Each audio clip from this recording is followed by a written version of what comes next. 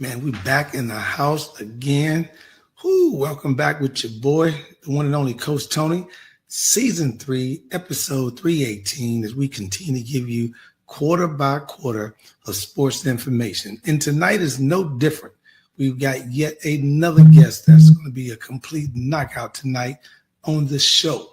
You know, to get tonight, our guest hails from the great state of Maryland, but now she's up there with the Super Bowl champs coming out of in Philly. So we definitely going to talk a little bit about that. We're not going to spoil what she's doing, and we let her discuss that with you. So before we get started, Val, you know what to do. Drop it.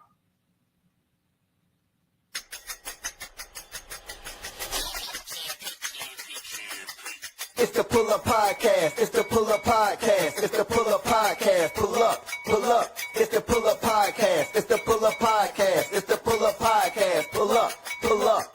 Bounce the boys and Coach Tony, you know. It's the Pull Up Podcast. Show. I said bounce the boys and Coach Tony, you know. It's the Pull Up Podcast. Show. It's the Pull Up Podcast. It's the Pull Up Podcast.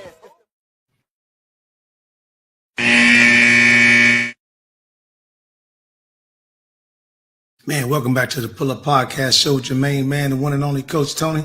Every time I hear my intro track, it just makes me want to bounce. Got to give congratulations out to my cousin who dropped that track for me, Demetrius Jarman, a.k.a. Young Farrah.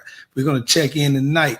Ashley B checking in. Hello, how you doing? Bella Baby in the call tonight. I see you already rocking out and rolling with me, Bella. You better have all your people on here tonight, too, because this is part 2, if you know what I mean. So I want to appreciate you guys pulling up. You know, do a couple of house cleaning notes real quick.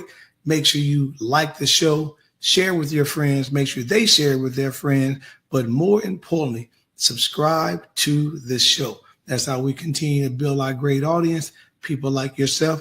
Keep checking in, keep talking about the show, and keep make sure every Monday night right here in the studios, 8 p.m. Central, you pull up with your boy, Coach Tony, in the Pull Up Podcast show. Tonight, our guest coming to you from Bishop McNamara High School, Maryland.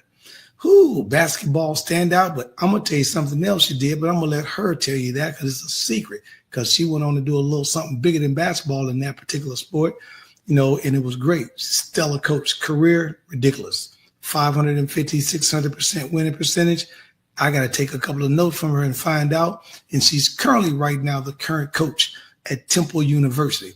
Before we bring her out, I want to give a big shout out and a big thank you to Bella Unplugged. Coach and I were on the show Friday night from Atlanta, and we had a lot of guests ask some questions. So this is part 2 for some of you guys. We didn't get an opportunity to get to some of your questions, so please make sure you put those questions so Val will be able to put them up tonight. So without further ado, let's bring on my guest, the one and only Coach Diane Richardson, Temple University. Hey, Tony, how are you? How you doing tonight? I'm good. I just got to back up a little bit because I'm from Riverdale Baptist High School. Bishop McNamara. Okay. Back then now. Rivals, right? Okay. I got to get that right. And I want to thank you for giving me some of your late night, because I know you on the East Coast. Tonight's 9 o'clock over there, so I appreciate that time. And it's been great. How was your day today? Great. Did some work in the yard, so I'm going to sleep good tonight. I know, right? Well, you on tonight on one of the hottest sports podcasts where we do a lot of quarter by quarter good sports information. I had a great time with you Friday night, kind of giving the people a taste of what we talk about a little bit on Bella Unplugged. It was great. So we can kind of catch people up to date right now, kind of go back again, Coach, as you did a moment ago. Let's take us back to high school and kind of like the sport you were playing in high school and where your concentration was at. Yeah, back in high school, I played basketball and I ran track. And, you know, Coach Tony, that was way back in the day. But luckily, it was around the time with Title IX. And so they were starting to give scholarships to women. And so my older brother said, if you want to go to college, the only way you're going to get to go is on a scholarship. But you're not really that good right now. Was he beating you up in the yard? Was y'all playing some one-on-one? Oh my goodness. He was punishing me. And he just, you know, he had me dribbling around trash cans and all kinds of stuff. There you go. And it paid off because I did get a scholarship to go to Frostburg State College. Back then it was called Frostburg State College. Go Bobcats. Oh, Bobcat, yes. And the people think you crazy, what you just said, because I used to do that. My son thought I was insane. I said, dude, it'd be in the backyard, take about 2 or 3 garbage cans, pull out, play against the garbage cans. Sometimes I'll play against myself a game of 21. If I shoot the ball and miss, it's the other person's ball, and I'll be outside playing and getting in because I know when I got to the courts and I bumped into that guy on the court, that was that garbage can. That's right. That's right. So in high school, what else did you play? You played basketball? What other sport did you play? I played basketball and ran track, and I was actually, I guess people say I was better at track, but I got a basketball scholarship, so I was good. Yeah. Ran a lot of events in high school and track and field and won some state championships. But my first love was basketball. Oh, wow. Now, once you got on to Frostburg, you continue to be a double sport. You still played basketball and ran track at Frostburg, right? Yeah, sure did. Kept me What busy. did you run? What did you run? I ran all of the sprints, so the 100, the 200, the 400, and all the relays, and I did a little high jumping too. Oh man, they had you busy. You said you would be that busy. Yeah. Busy. Right? Did they have anybody else on the team? It was just you. You was handing the baton out to yourself, I guess, right? Right. They were like, "You okay? The 100 meters is coming up next. You okay? The relay's coming up next." And I'd be like, Wow. "Yeah, okay." Yeah, you could have put Gatorade on the map back in the day. Right. But the cool part about it that I got a chance to understand the background was the legacy of the track and what you were doing took you on and gave you an invitation in 1980 in the Summer Games. Explain that a little bit. How excited were you to wait a minute, I come to basketball, but I get invited to the Summer Games for the 80 Olympics. How was that? Yeah, that was great. I mean, back then we were running our meets and regional winners always got to advance to the Olympic team. And so I was a regional winner in the 400 and the 200. And, we were all getting all ready, thought we were going to go to Colorado Springs to train. But Right. that was the year that they boycotted the Olympics. Correct. I remember that. Mhm. So you need to be talking to somebody. They took your medal. We got to figure that out. That's right. Get out. And you back in the high school side of things before you got to Frostburg, recruiting was a little different. Try to explain to people because you physically had to sit down and write a letter, write information. Now you at home. Why go to Frostburg? Did you have any other opportunities? And what was the recruiting like as you were coming through high school? Well, because it was so new, Coach Tony, when Frostburg offered, I was like, okay, I'm there. Right. And, so I was like, whoa, Mom, I get to go to college for free. So took it. And then when I got to Frostburg after the first semester or so, University of Hawaii sent me an offer to run track. Oh, wow. So if we rewind the clock and you got to Frostburg and we got Hawaii, you may have been a track star. Right. May have been, but you know what? I didn't want to go that far away from home, but it was nice to get that offer though. And, the rest, I played basketball and ran track at Frostburg and met a lot of great people at Frostburg too. Some of my lifelong friends. So speaking of that, we was on the radio with one the other day with Bella. Talk about that because she always talking crazy. So, it was good to have her sitting there, as she says, she's the little sis. So I guess it was great to bump across that. And like you said, lifelong friends, umpteen years later, we're still in communication with one another. That's great. Yeah, and I also met my husband there. So, and we've been married for 40 some years. So. Oh, wow. That's amazing and all that. So, it is so great. When you were in high school, what was the high school coach or when you were doing basketball and running track, was this something about the coach itself in terms of the work ethic that you had to do? Because you were already putting the work in with track and field. You had Frostburg, you're getting ready to go there. But as you were building up to there, how did the high school side of the house prepare you for what you're about to experience in college? Yeah, pretty much, getting on that regimen of practicing and getting better. And, in high school, you go through seasons. And in high school, once the season's over, back then, it was over. It was over, but just my coach understanding that I had to get ready. And so we continued, and I ran track all the way through almost to the summertime. Matter of fact, missed my prom because I had to meet.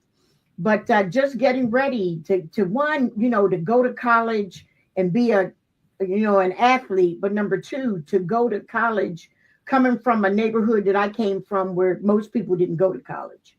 Yeah, that's interesting. I was gonna ask you that. Looking at the neighborhood when you was out, it's rough enough that your brother was playing with you, but who else in the neighborhood? Because I'm sure I'm sure you was getting out and about having some of them neighborhood pickup games. Oh yeah, for sure. And luckily, my brother took me to the court with him. We played on the blacktop. So he would take me to the court with him. And, early on, I would just stand and watch. And then, people started realizing I could play. Then I got to play. So, I got picked up for some games too. Yeah, that's funny. Back in the day, you had instructions. I remember when we played in Chicago, you the new guy, you guard such and such, pass the ball, and you don't take a shot unless it's a layup or you wide open. Right. Because the old heads had it locked. Yeah, it got to the point where, some of the guys were like, come on, man, checker. Because I was knocking down jumpers and they were like, it's just a girl. But then after a while, they're like, nah, I'll check her. Yeah, right. Because she can play. We losing 20 games because, if you lost on the court, and I love what you say on the blacktop, kids, what I talk about. Right. I was in practice. You're going to love this, coach.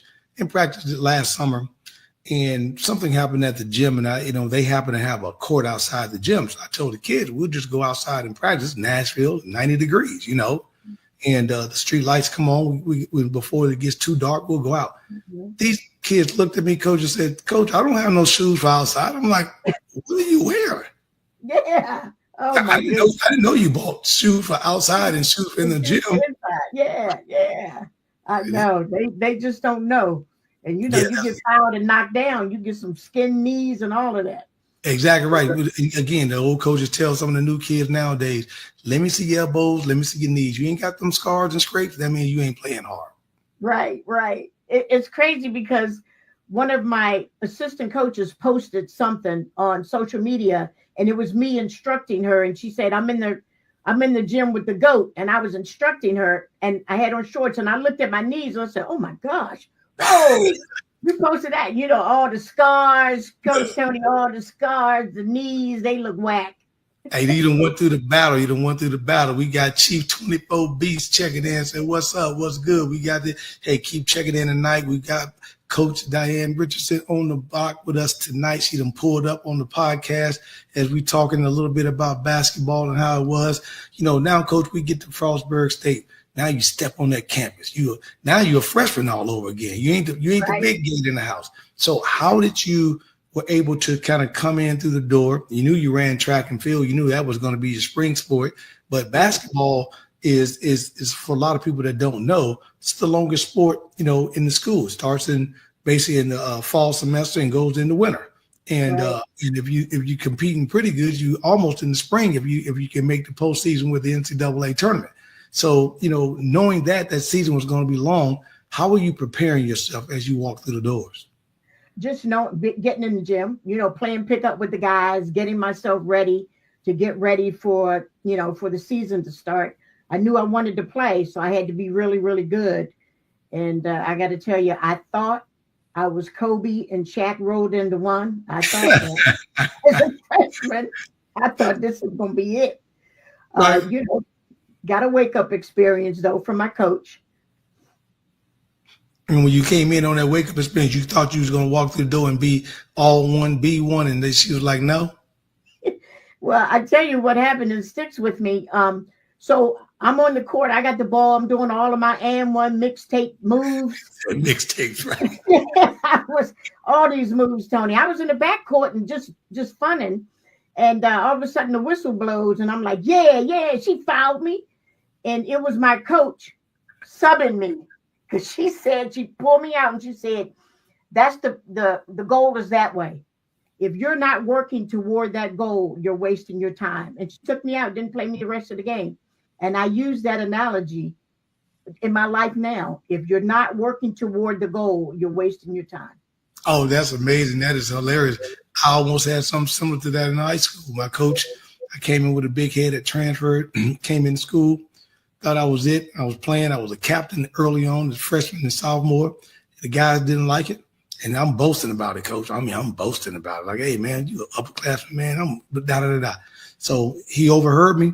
So the next game, because in Chicago, because of gang violence back in the day, our varsity played first at 3:15, 3:30 in the afternoon. And JV played last. So we in the court, we get ready to tip off. And the guy that normally starts is getting ready to check in the game. And I look over there and I'm saying, that's kind of strange. I wonder what he's doing up there. So the ball tips up. It probably was 20, 30 seconds to run off the clock. Ball went out of bounds. Bam. Got me out. I said, Coach, what did I do wrong? He said, you asked to start, didn't you? I said, yeah. He said, good. You got all that and called me a couple bleeping words and told me to get to the end of the bench, move my chair and move it away. And then, welcome to varsity. Never asked again. I never asked to start again. I just went by and did what I had to do. Yeah, it's a wake-up call, though, isn't it? Oh, very much so. And we got Coach Diane Richardson in the house, Temple University here, as we coming to a close in the first quarter with Coach Tony and the Pull Up Podcast. We're going to let Val pay some bills real quick. We'll be right back for the second quarter of the Pull Up Podcast show.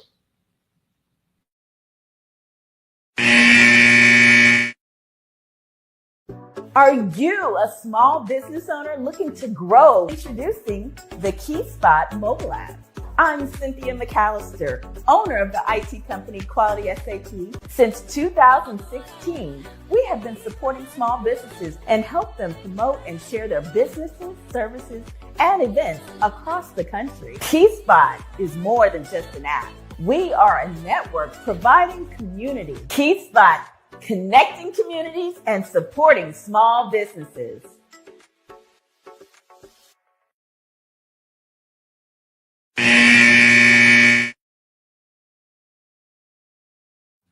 Man, welcome back to the Pull Up Podcast show. Buzzer come in, Coach and I know about that. Get out the huddle. That buzzer go off. Get back on that floor. Ready to check in here. We got Coach Fred Hudson checking in. By the way, Coach, Fred Hudson is the shot doctor, and I got to put you guys together. He's been working with a lot of NBA guys. You probably already familiar with his product. He works with, he's the founder of the Shot Doctor, working and improving everybody's shot. He had Darius Garland and a couple other guys in the league and all that. So got a very good product. He's actually going to be on the show next Monday night. So I'm looking forward to that. And Coach Ethan Rainwater, what's going on, Coach? Thank you for checking in tonight. Got you basketball in here. Make sure y'all throw some questions up for Coach. Now, here's a good one, Coach, because I want to know. I know how it was when I was in school. Now you playing ball, and you decided to go to the red, black, and white to the Delta Sigma Theta. That's right. Tell us, if I catch any of y'all online pledging, you losing your scholarship. So how are you able to get around that, Coach? Well, fortunately, my head coach didn't know anything about, D9. So, they called it underground. But underground, back in the 80s, I'm in underground in 89. I know. it felt real underground because I would come home from practice and go straight to pledging and be pledging, almost through the night, and then I'd show up. But got it done, though. Yeah, I'm telling you, man, that is some work. And did you go in spring semester, fall semester? Spring. Yes. Yeah. I was in spring too, but that's some work. And you always pissed off at your line sisters who are late and get you in trouble. Right. And as an athlete, we don't play that. Oh, no. Show up and be ready to work. And now you want to come up in here. Now I got to listen to what I told you. We had one of my guys online. They called him TikTok because he never was on time. Kept us in trouble. I'm like, dude, what's wrong with you, man? And then you got to, it's almost in one kid. So it was funny. But the brotherhood, because like you say, 30-some years later, we still talk on the phone. And it's great because that Divine Nine is excellent, and it's a great thing. And I got an opportunity that when I got to Nashville in the coaching ramification, and when I got into my first job in the college side of the house at Fisk University, got a really good opportunity to really experience not only the HBCU, but the HBCU with the Divine Nine on the yard. That was a whole nother different ball game. Yes, indeed. Yes, I'm in Chicago, one thing, but when you get, Coach, I was seeing guys with canes, 90 years old, was representing. They come to the TSU and all the games. So I was like, okay. That's a show. That's a show for sure. Oh yeah. So at Frostburg, now you're going. Did you find out that you were putting more work into track and field since you had got an opportunity to be invited to the summer games in '80, or was track and field just more of a natural thing because it was just something you were doing because basketball got you running up and down the court all the time? Yeah, track and field was more natural for me. But I enjoyed basketball because, you had your team and it was like a team thing. And in track and field, I would run my race and then I'd go under the tent and take a nap and they'd call me for the next race. Right. They're like, wake up, it's second call. But in basketball, just the camaraderie and the teamwork and, it was kind of like pledging too. Like, you're great as the whole of you. And I love that experience. Yeah. And it's, it is amazing because those guys, unlike the track and field, you out there by yourself, depending on what event. If it's 100, you're running by yourself, 200. Yeah. But when you get to that 400 and that relay, you're depending on that team, just like basketball. But if you make a mistake, it's your fault. It's not anyone else's fault. When you got that team around you, it's a little bit different. Did you find out that the lessons that you were learning early on in basketball from coach, especially when she pulled you out on that practice situation, started to really kind of mold who you were going to be in college? Oh, absolutely. Absolutely. The things that I learned in being a student athlete, the discipline and like you said, the precision with what you do and then the teamwork and then feeling like you are contributing to something. And that I carried that on all the way through. To this day, one of my pet peeves is tardiness. So I don't tolerate that at all. But, because, if you were late to practice, you had to run. Yeah, you got to run. Hey, I still do it today. That's right. And if your teammate late, all of y'all got to run. Hey, and they think I'm joking. I said it all the time, Coach. I put that clock on and I don't say, you know what else make me mad? I know you don't deal with it. I'm on the high school side. Is when they come in the gym and they get dressed and then you see them on the sideline on their phone and talking. I don't say nothing. I just wait to tell them who's ready to play and who's not. Right. It is, just so many things I learned with being an athlete. Again, the teamwork and pushing yourself a little bit more, one more, pushing yourself a little bit more. And that helped me in the next step in my career, just pushing a little bit more. You got a little bit more in you and overcoming the adversity, playing against teams that they say they're going to kick your butt. But if you get yourself together, you got to knock them off. Just having that belief in yourself and that confidence too. Right. And Coach Fred's got a question. He said, I got a question for the coach of the year. He said, what do you focus on when it comes to shooting with your players, and who taught them how to shoot the ball? Because we know some got elbows up, some elbows down, some kids got perfect shot. When you're out recruiting from the college side to the high school and you're looking at a guard or a shooting guard, what is something that you're looking at in terms of that? I'm looking at the shot mechanics to see that it's consistent. If it's consistent and your mechanics are consistent, elbow in, it's coming off your finger. I know that you've been putting in some work. Now, if you're just chucking it up there, sometimes it might go in and sometimes it won't. I look for consistency, that those shot mechanics that are the same every single time. And, you look for that, whether it's off the dribble or if it's off the catch and shoot. Mm-hmm. And I know, Coach, I'm sure you got a formula for me. Oh yeah, I got, I definitely got one because I'm telling you, I never saw a shot that was ever bad. And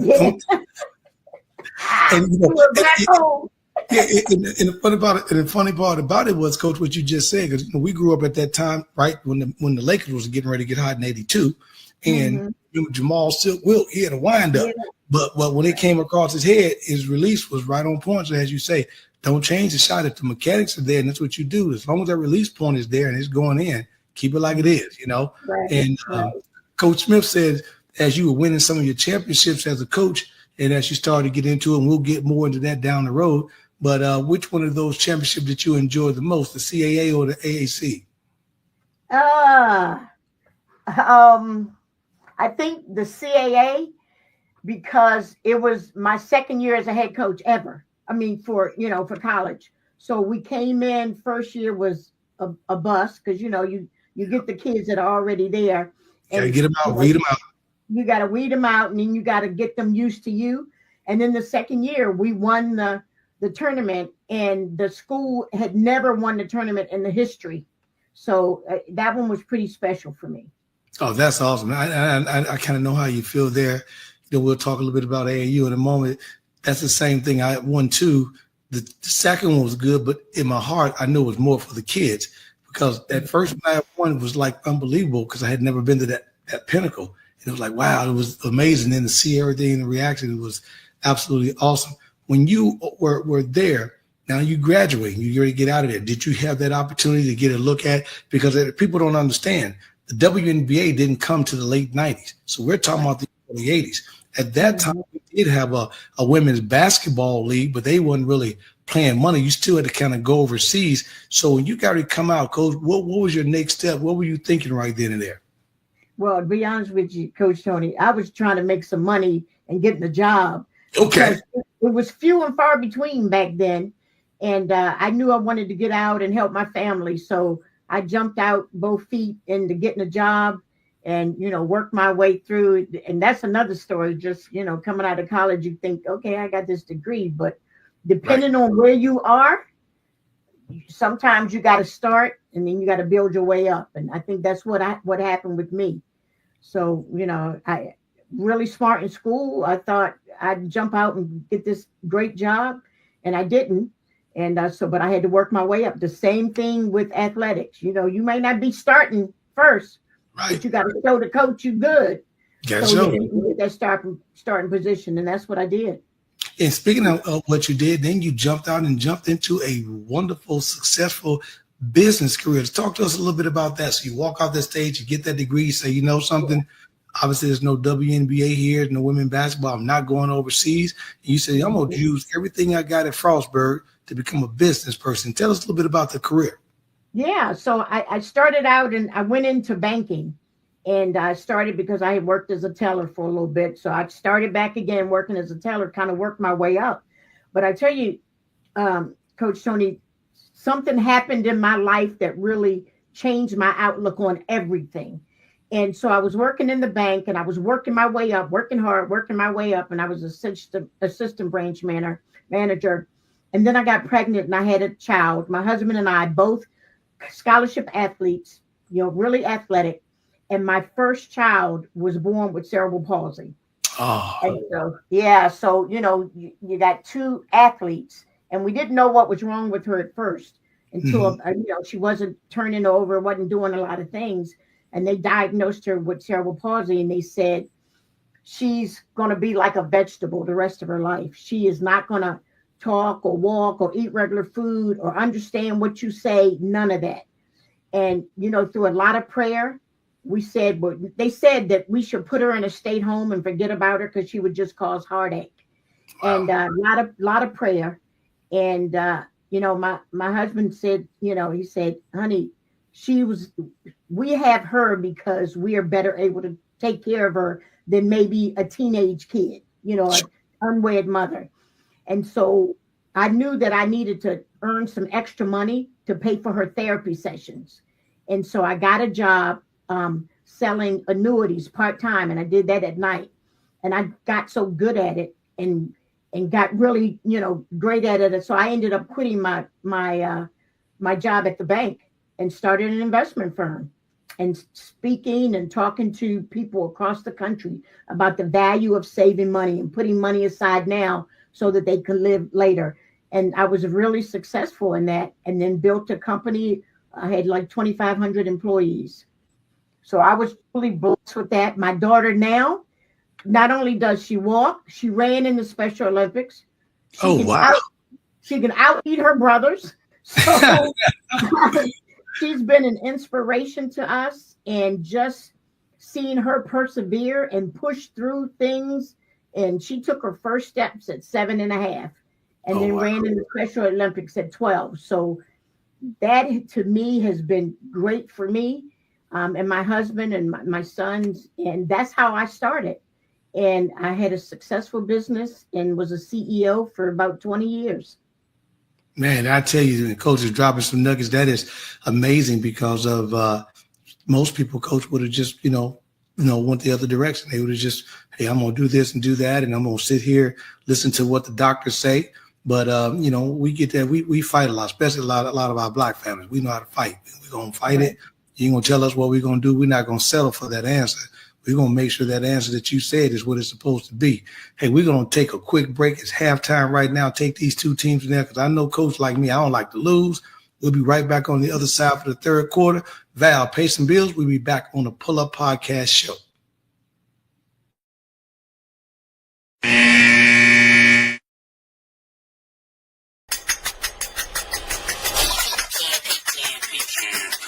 Hey, it's your main man, right back at you. Coming live here from the Rise Studios.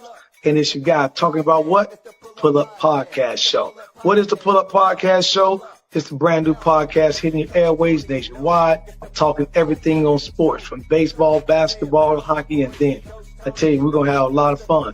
So make sure if you want your questions answered, you want to have fun talking a lot of sports, make sure you pull up on me because it's the Pull Up Podcast Show. It's the Pull Up Podcast. It's the Pull Up Podcast. It's the Pull Up Podcast. Pull up, pull up.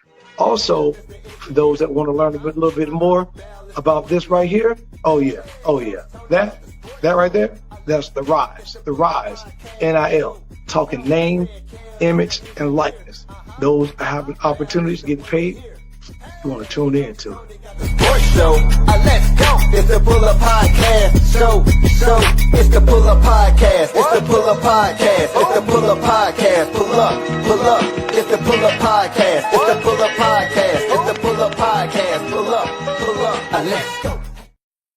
Many of the young ladies that I've coached over the years come from situations like mine.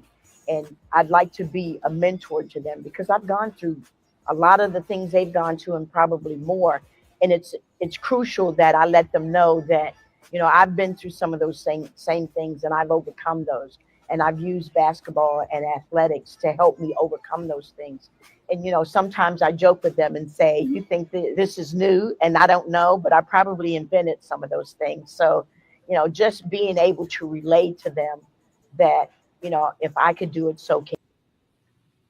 Man, they're dropping nuggets there. And I'm going to tell you here, we welcome back on the Pull Up Podcast show with my special guest, Coach Diane Richardson, Temple Owls. I love what you just talked about, Coach, because now you're coming from a family situation. You worked in corporate America. You did this. And then you jumped into something that I love. I don't even want to give it away. Tell the people, how did you walk out and walk away from corporate America and decide, I want to coach basketball? Because this little thing called AAU kind of got a bug on you. Let's talk a little bit about that.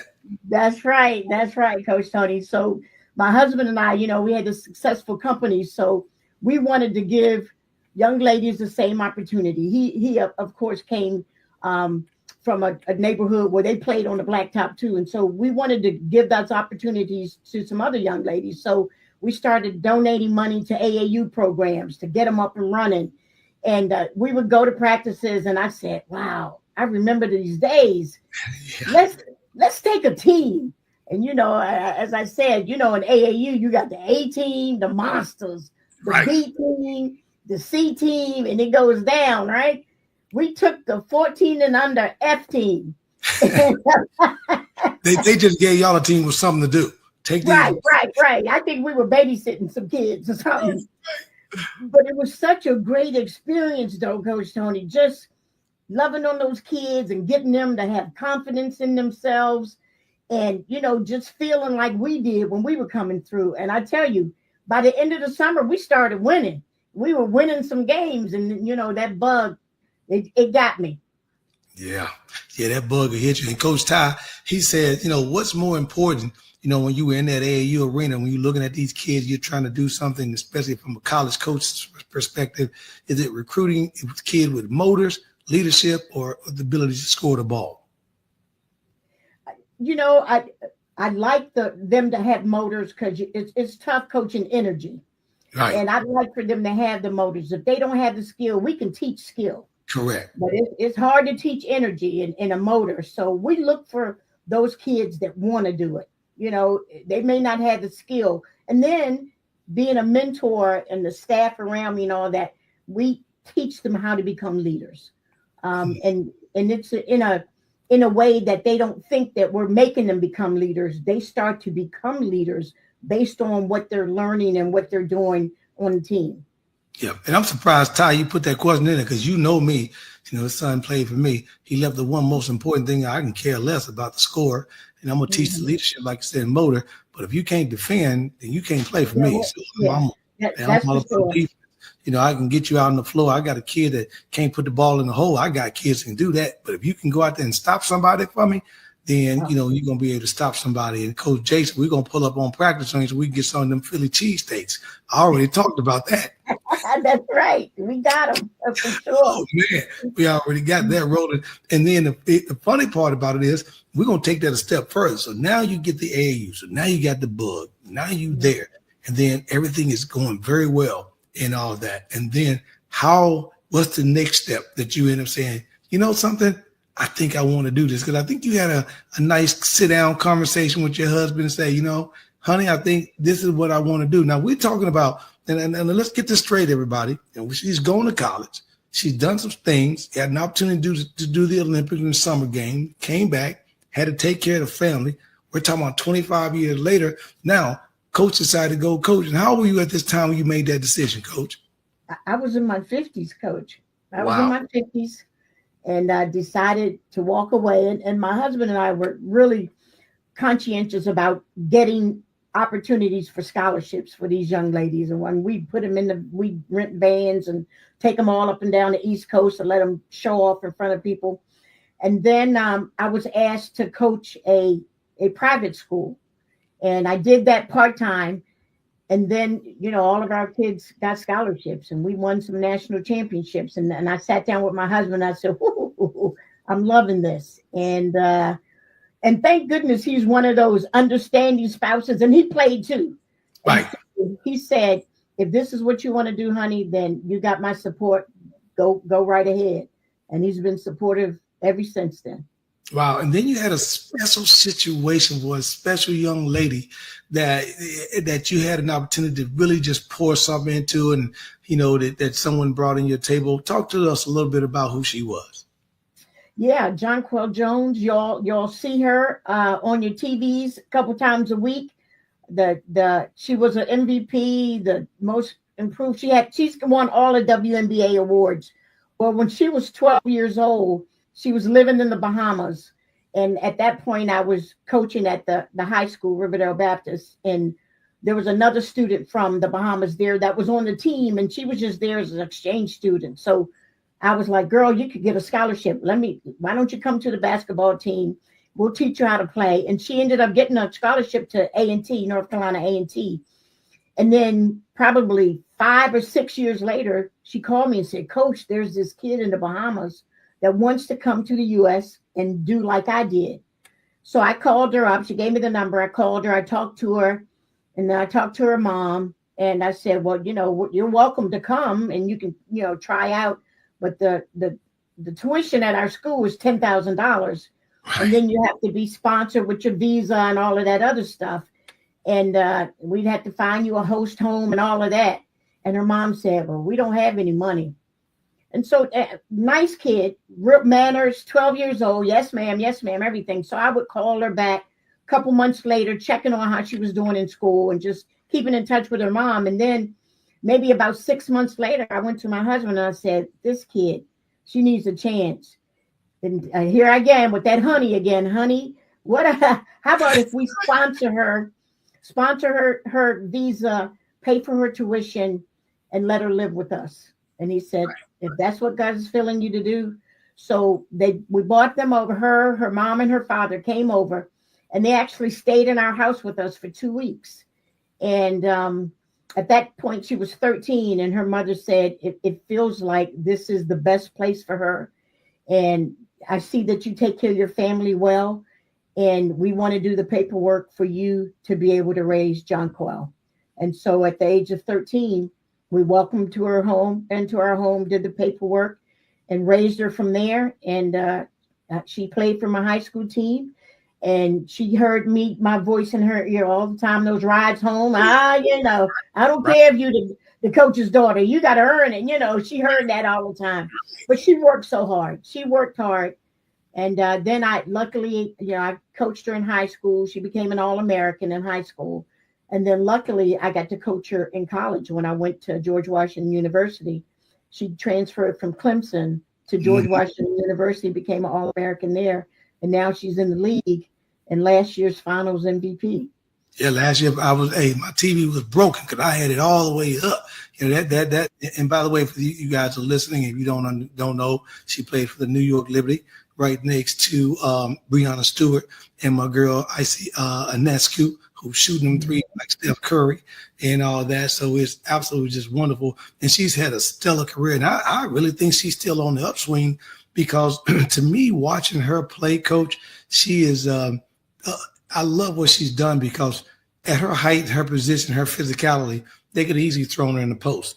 But she said, hey, don't do that. I see Breonna out here shooting threes and Anescu shooting. She started stepping out, and that what made the difference. And I think Minnesota, even though, Nafisha and those guys had a great team, I just don't think they could have defended that because she was able to step away, put up some big buckets and all that. And, it was interesting. And I still think I personally have New York and Minnesota going back to the finals this year. Yeah, I agree. In the 3-point contest at the All-Star game, the last two All-Stars or two before this, she was runner-up in the 3-point contest. Oh man, that's it. Now, did you have lost by one basket in both contests? Lost by one basket. Hey, and again, that shows, as you mentioned, that's the work. If you ain't the coach's kid, you better get out there and put this work in, just like somebody else you don't even know. So it's absolutely great. And she's got such a wonderful attitude. I never see her get out of pocket, and do anything at all. She's going to stand up and give that. But what I love about her, she's a double queen. She's going to get you the board. She's going to put up points. And I just love how she plays. Yeah, she does. And she works hard. I'm really, really proud of her. And to be on the floor with her when they won the championship and they gave her the MVP trophy, it just was a mother's dream come true. I think I might have had a couple tears. Right. She's like, Coach, come on down here. Get about them stands. You better walk on this floor. I can't do this without you. That is absolutely beautiful. Now, you're sitting in a tough situation here, and me and you talk about this prior to because it's hurting the game a lot. This NIL stuff has kind of gone bonkers. And, the NCAA is faltered by its side and everything's came off the racks and wheels of, now spinning forward and they can't get it back, especially after the Tennessee and West Virginia situation they lost in the Sherman Act. How has that hurt the mid-major programs like a Temple in terms of recruiting, and how are you dealing with that? Yeah, overall, Coach Tony, just overall, even for the, Power Four and everything, it has really put a damper on getting young ladies to play basketball for love, of course. But now you have high school kids, you're recruiting them, you're spending time with them, time with their parents, and they're asking you, how much money you going to give me? Haven't played a second of college basketball. And, you go from high school, age 17, 18, you go play in college, you're playing against 22, 23, 24-year-olds, and you're asking that money question. And it's been tough for us because as a mid-major, we don't have as much as they do in NIL money. And so we try to patch that together with our relationships with them and the families, and then what we will do for those student athletes all the way through, not just the here and now, not just while they're playing basketball, but for the rest of their lives. Oh, that's awesome. And both our girls checking in. Coach Tammy Bagley. What's up, Coach? That's my girl, Tammy. That's how small the world is, Coach. We put it together. I've been knowing T. Bagley for a while. Been up there in that HBCU up in Philly, just stepping down. She said, what's going on with the living legend where teaching don't stop? Keep blessing many of your knowledge on and off this court. That is absolutely correct, Mundo.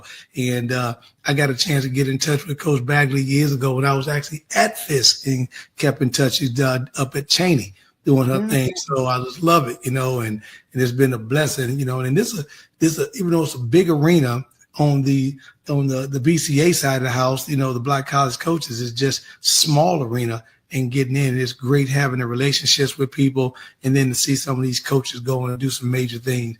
We're going to take our last break of the night into the third quarter, coming back with the fourth quarter. Val, pay my last bill of the night. Get these people out of my pocket, please.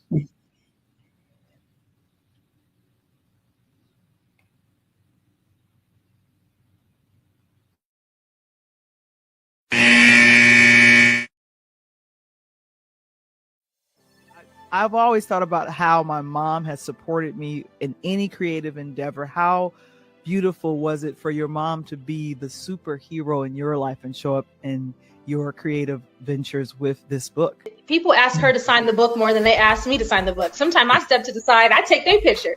And, we have to celebrate our mothers. We got to celebrate our beginning. So she comes out with me.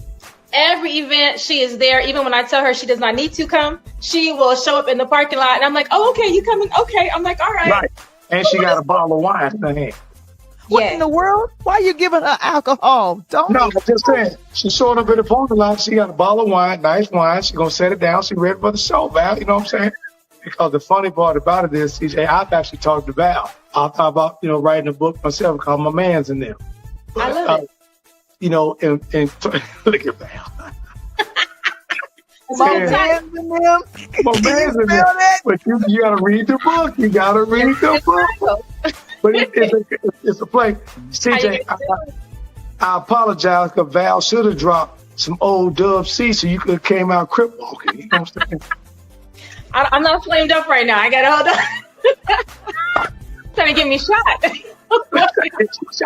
Going back to school tomorrow, like, I saw you, Miss Charles. I saw you. I mean, I can crip walk, but please, but I'm kind of, I'm authoring right now. You guys are funny.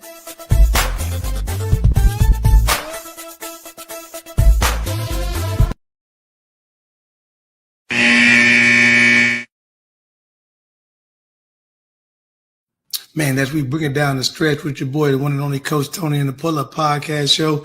Coach, that is one of my funniest videos. I love CJ. She's a author writing kids book out in LA.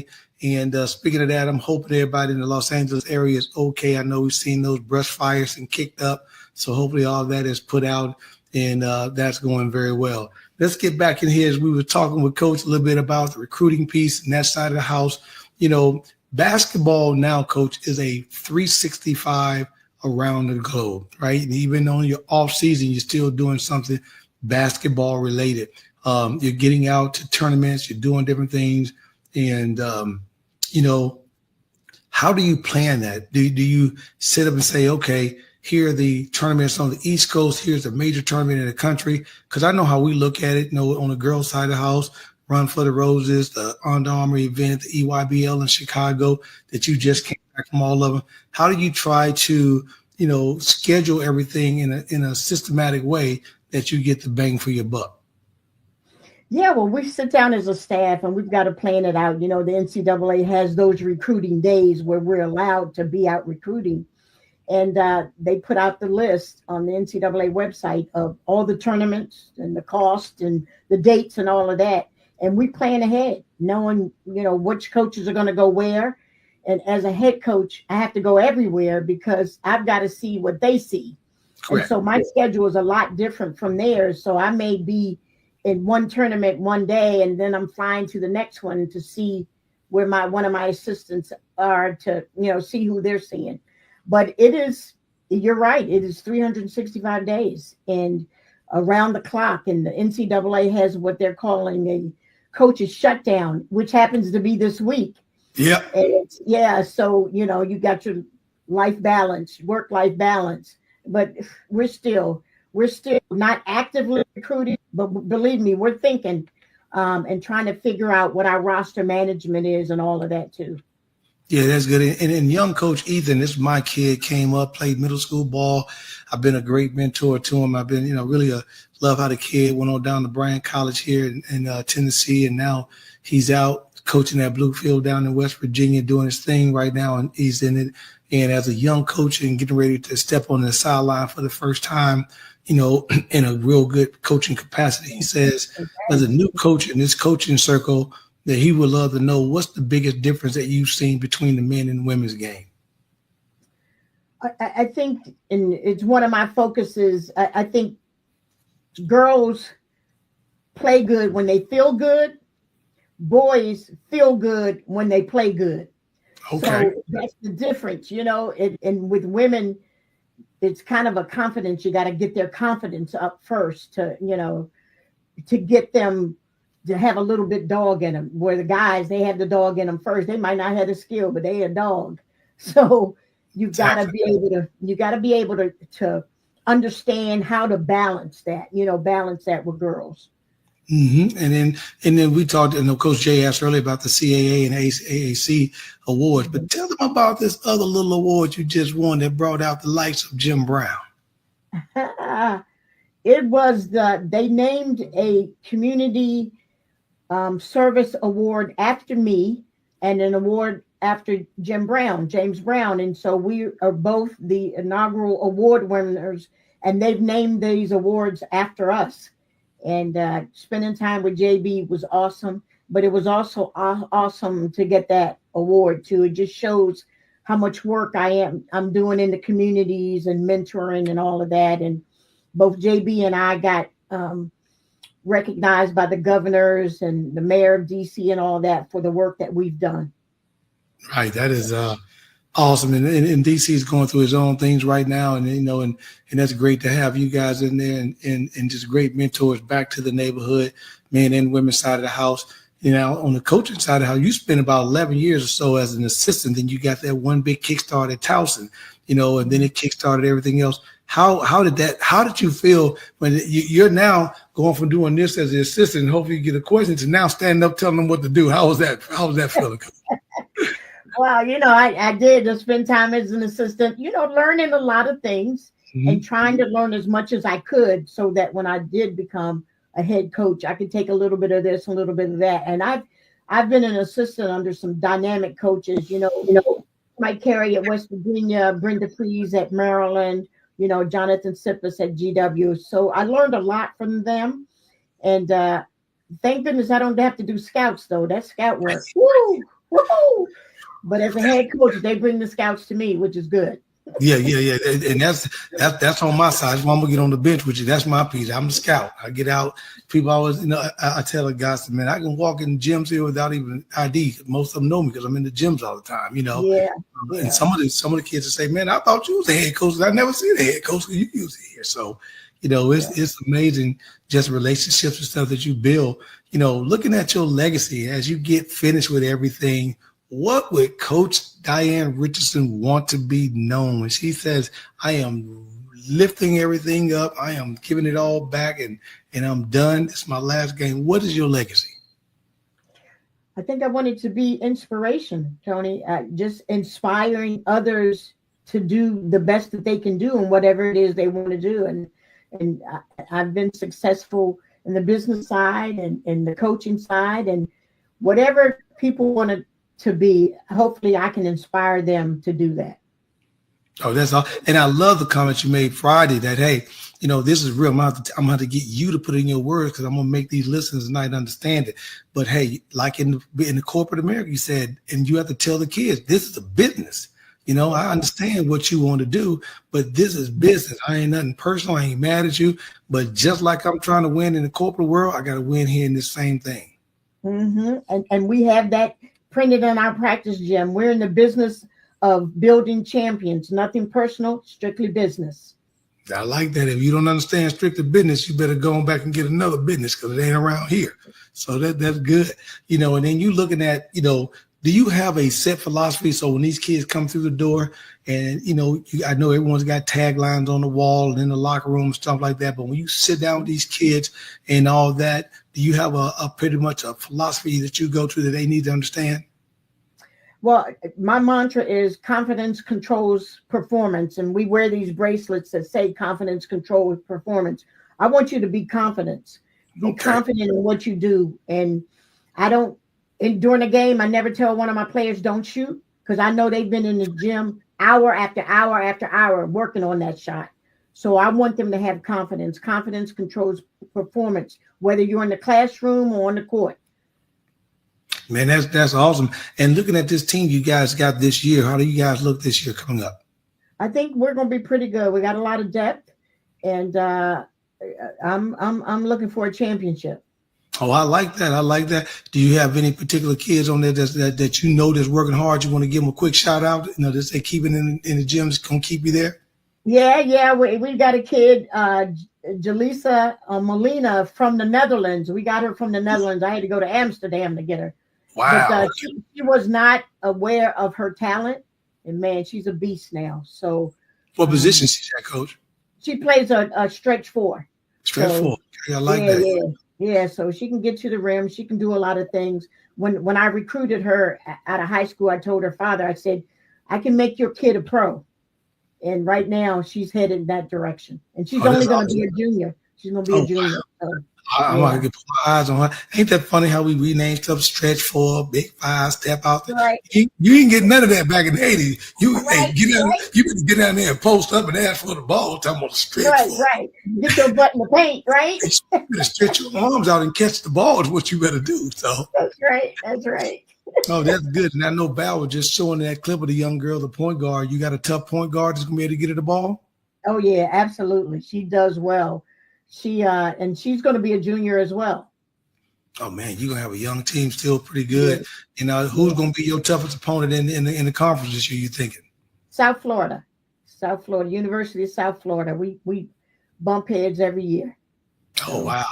That's that one game you circled on the calendar, whether at your place or whether now that campus in South Florida got is gorgeous down in Tampa. Yeah, it is. They get us down there and it'd be hot too, boy. It's always hot. It's right on the water too. Football backside of water, but it's absolutely beautiful, and that's great. If you had a parent that sit down with you and was talking to you about their kid in the game of recruiting, I know Coach Ty Colbert asked earlier about that, and I know which way he was going.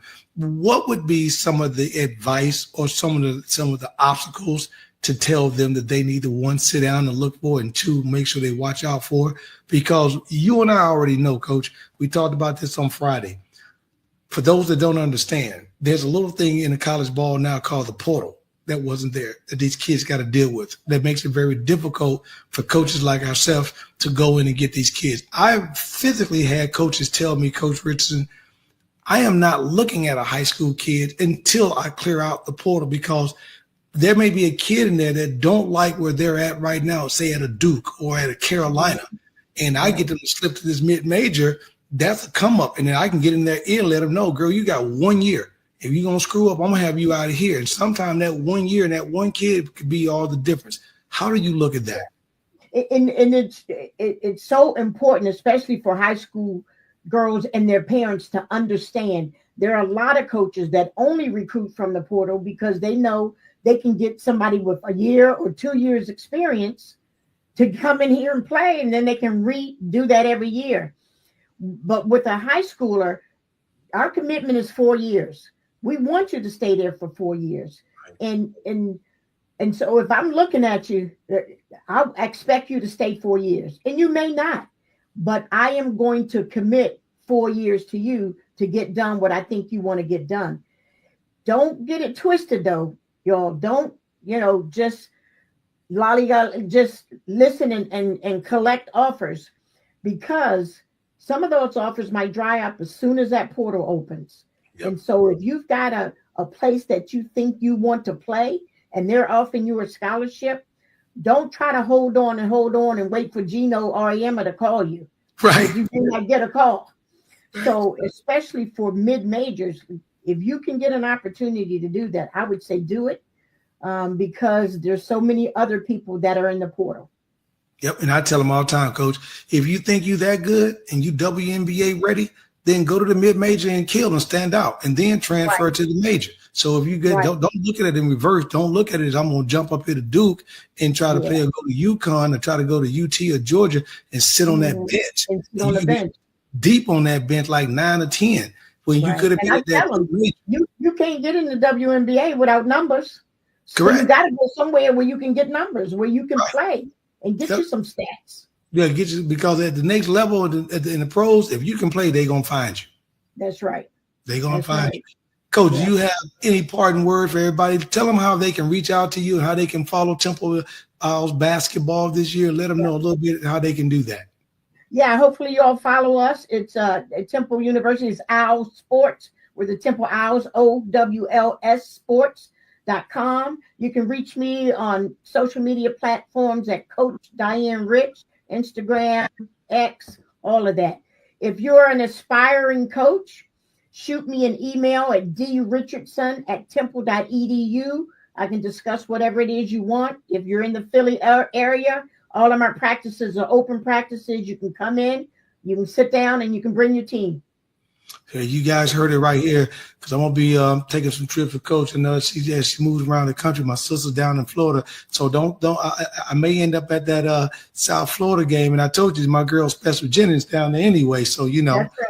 Exactly. All right. So we're gonna do some things. Coach, let me tell you, I want to tell you to take my hats off. Thank you so much for your time, especially during the dead period for the coaches, that you just had an opportunity, that we had an opportunity on Friday, then come back on Monday and do it again and really get into some real good basketball conversation tonight. So I appreciate your time and all that you do for me. And I thank you so much, and for all that you do too as well. Thank you. It's an honor being on your show. I appreciate you so much. I appreciate it. Don't go nowhere. We're going to be on the backside of it. Hey, as we wrap up tonight, we're going to let you know, this is my piece right here, Coach. This is the ride. This is where I kind of jump in and help out these high school to college athletes in terms of the rise. NIL with sports marketing, we reach out to different brands, making sure that the brands are happy, the athletes are happy. We want to make sure that we get out to these kids so they can unleash their complete potential as an athlete. So if they've got potential to go to the next level, they got potential to make some money, we want to make sure that we get them branded in the right way. We also want to make sure that with the brands, they get an opportunity also to maximize their earning potential. You mentioned it earlier, Coach, about these kids who want money come through the door. This is a great way to do it. Get you a brand behind you, get paid. That's how we make sure we do it. To get out on that, go out to www.therise.nil.com. Also, Coach, on Tuesday night, I throw on a different hat. I give my girl Val the voice right here, and she wrote a book called How a DJ Saved Her Life. And she talks about the ups and downs that she went through, but how just simply being a DJ during the pandemic and then coming out with the podcast, how it gave her a different perspective. If you want to order the book, there's a QR code. It comes in paperback, and it's also electronic version. Make sure you look up and go to peerlighthousemedia.com to order the book, How a DJ Saved My Life, by the one and only Val the Voice Johnson. And on Tuesday nights, we get you something different, Coach. We bring up something called Interludes Talk on Tuesday, where Val and I come out, we talk. That's our entertainment and music side of the house, and we get an opportunity to do that through our Interludes Talk on Tuesday. And tomorrow night, we're going to have some more entertainment. We're always reviewing movies, things of that nature. So if you have an opportunity to tune in 8 o'clock Central Time, please do that. And then, of course, me, your boy, on the pull-up. Next week, the coach we talked about, and talked to you a little bit tonight, Coach Fred Hudson. He's known as the Shot Doctor. You got a kid that got a flick or got a chicken wing, he can straighten that out. Coach Fred Hudson, pull up on me next Monday night, and we have an in-depth conversation about who he's worked with in the NBA and talk a little bit about the Shot Doctor. Again, Coach, thank you again for pulling up on us here with a Pull-Up Podcast show. But as we get out of here, we always say, put the 2 fingers up. We got to go. Peace. We out.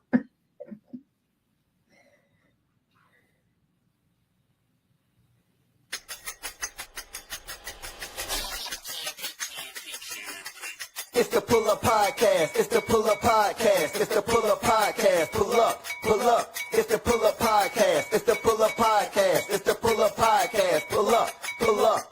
Bounce the voice and Coach Tony, it's the Pull-Up Podcast. Show. I said bounce the voice.